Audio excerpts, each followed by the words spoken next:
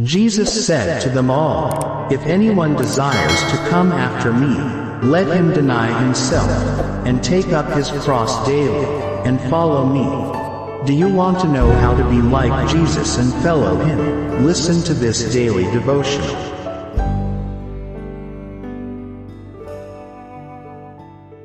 God gives grace to those who believe His Word, September 13th.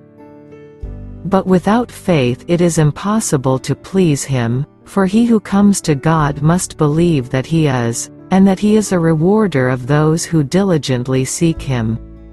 Hebrews chapter 11, verse 6.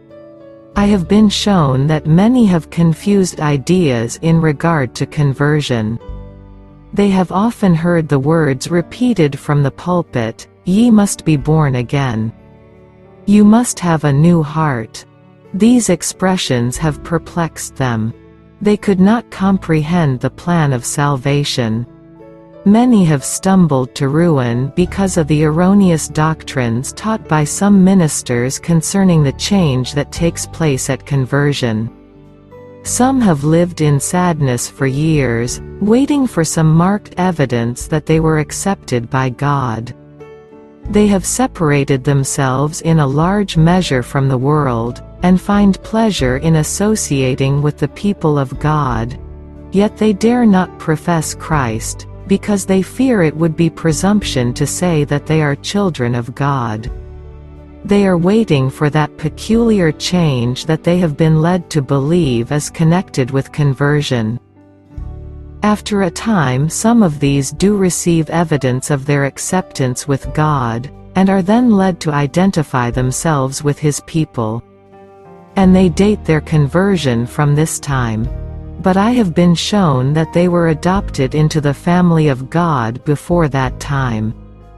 God accepted them when they became weary of sin, and having lost their desire for worldly pleasures, resolved to seek God earnestly.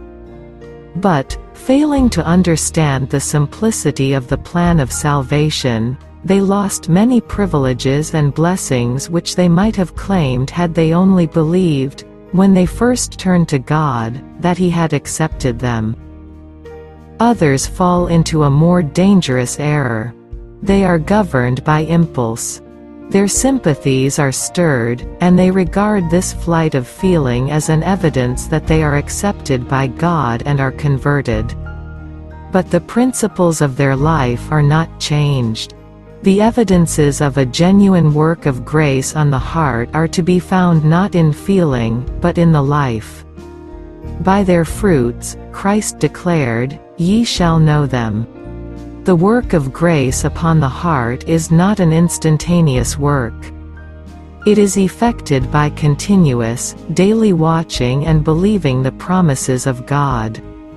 The repentant, believing ones, who cherish faith and earnestly desire the renewing grace of Christ, God will not turn away empty.